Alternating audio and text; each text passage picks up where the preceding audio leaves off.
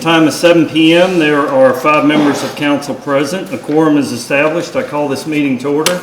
Will you please rise for the Pledge of Allegiance? I pledge allegiance to the flag of the United States of America and to the republic for which it stands, one nation, under God, indivisible, with liberty and justice for all. Thank you. Camera rolling? Okay. Item number 3 is public comment. We have Mr. Wes Taylor signed up to speak. Mr. Taylor? Mr. Taylor, come on in. You can come up to the podium. Just introduce yourself. We ask that you keep your comments to 5 minutes. Hello. Good evening. My name's Wes Taylor. I'm here because I've had some issues with the city not taking care of some safety issues and some issues that are bringing down property value as well.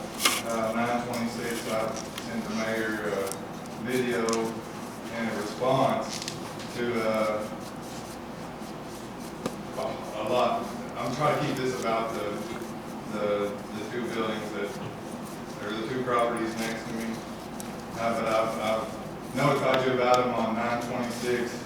I sent a video of 211 South Queen, and I sent a video of 132 South Queen, Mike McCormick's property.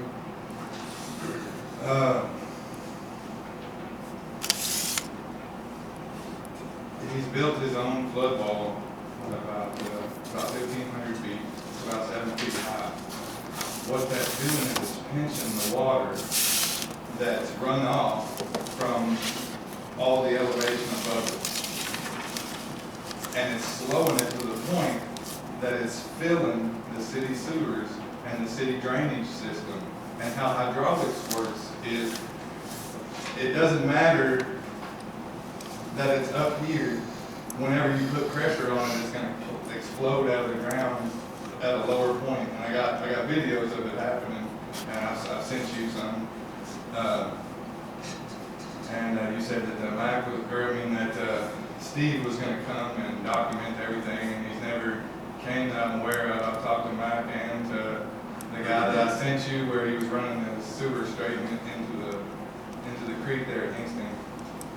And nothing has been done by anything, and I gave quite a bit of time, several months, and nobody did anything. I called Louisville, and they, within just a couple of weeks, apparently, they came and cleared out like 600 yards. What is that, like, how many hundreds of tons is that of trash that Steve parked in the shadow of this heap of trash, and came across the street, stepped over an open sewer, walked past 211 that has more code deficiencies. It's dangerous to even stand next to it. And I've told you about this over and over and over and over. I brought it to your attention. The house's foundation has completely collapsed. It's got a porch that's completely collapsed off the back. An old man is paralyzed from a car that was parked illegally in front of it that I've told you all about. And that's what Steve sent me a threat to take my house over me complaining that he wouldn't move the car. And it says right in the city code that you're not allowed to park illegally on the sidewalk. In the state, you're not allowed to park illegally on the sidewalk. Federally, you're not allowed to park illegally on the sidewalk. I recited all these statutes to everyone who has the legal authority to move anything, and nobody listened to me. And I probably saved people in Mount Sterling over the last couple of days because of the rain that came through there. It was insane. Like, the amount of water coming through the middle of Mount Sterling, had that 600 tons of debris still been there, there's no telling what might have happened. And you just ignore me. You just ignore me. And this building, Matt McCormick's building, looks like a bomb has hit it. And 211 is so unsafe. This is where my kids, we play, we go to school, I play, you know. We're good citizens. We start businesses. My daughter is a world champion in karate. She's a karate world champion. My kids are all on the honor roll. I build it here. I have a septic license here, you know? I don't understand why I can't get any results. You know, why you know, I come here and you're handing out tickets, $1,500, you know, for people who are just very, like, vaguely out of line with the code, you know, out of compliance with the code. But you got these other people who are your friends and constituents of yours who you won't apply the same laws to them as you do just us peasants. Okay. And we're getting sick of it. And, Okay, Mr. This is the 7th, 8th, 10th time I've told you personally about this issue, and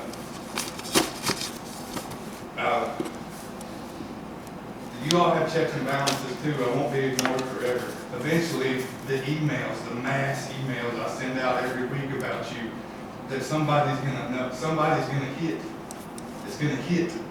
I got videos, multiple emails that you corresponded back and forth with me saying that you're gonna document it, but no documents ever, you know, Matt gets a phone call, but John, you know, the peasant, he gets pictures taken and send him do you remember that email? I got all of, you know what I mean? Like, what is going on?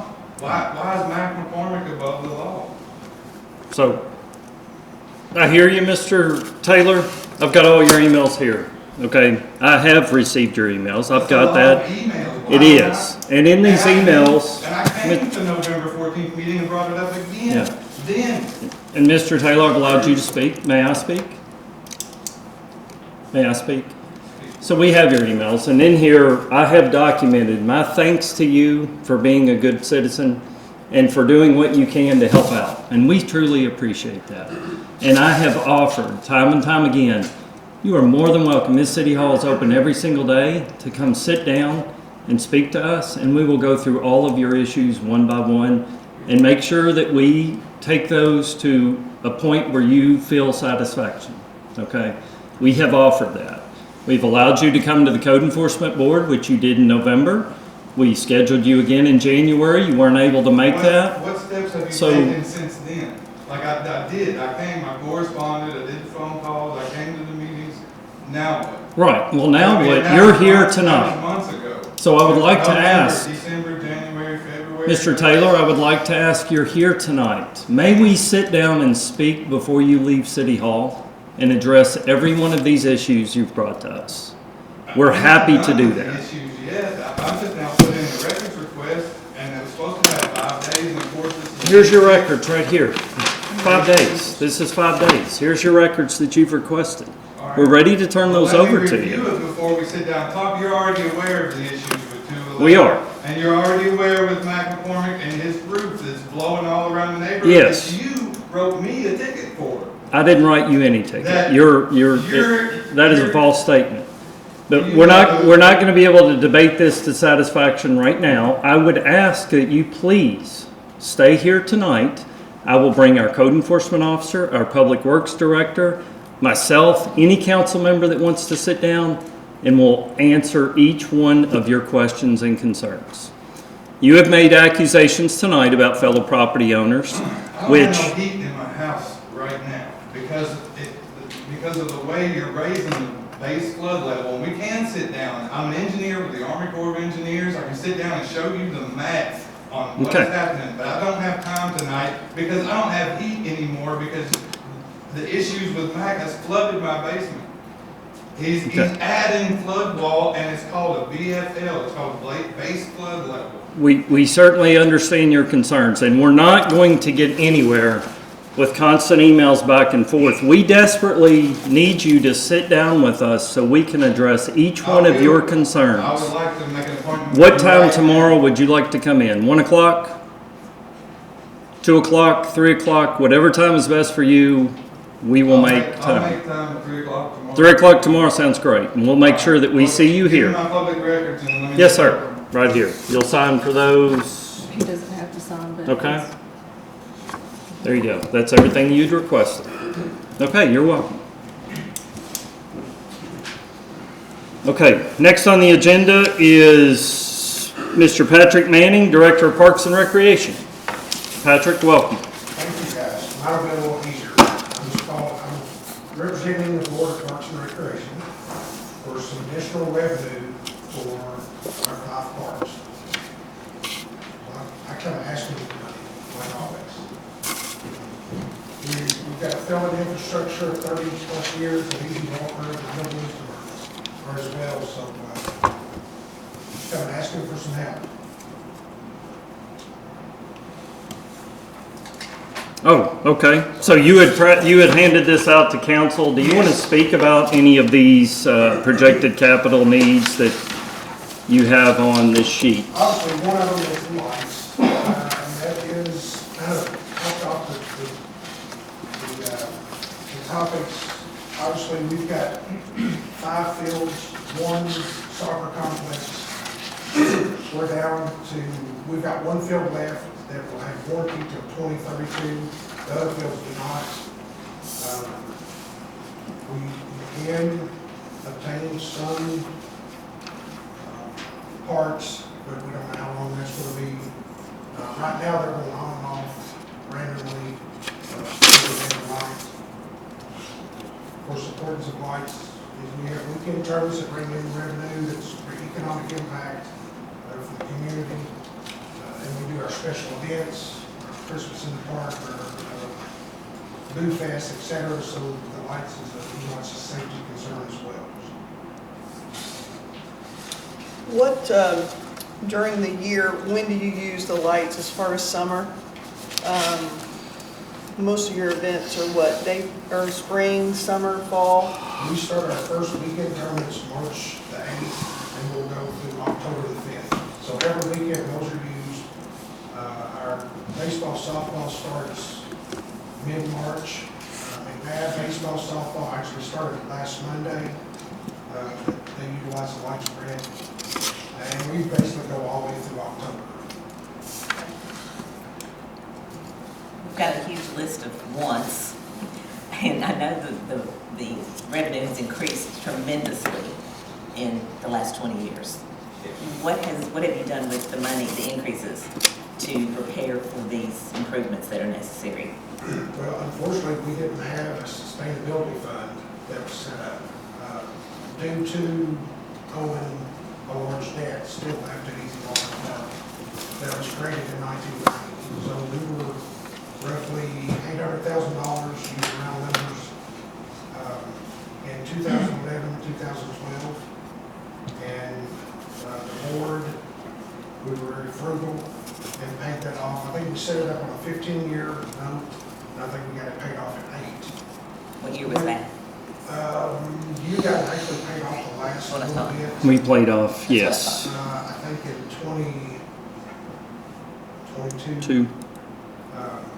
So when that was paid off, that enabled us to listen to the community because they wanted another aquatic center. And with being frugal paying that stuff off, that enabled us to be able to get the money for that aquatic center. So a lot of that's been paid off, a lot of the vehicles been paid off, the mowers. Basically, right now, we've got everything paid for, with the exception of a couple of mowers.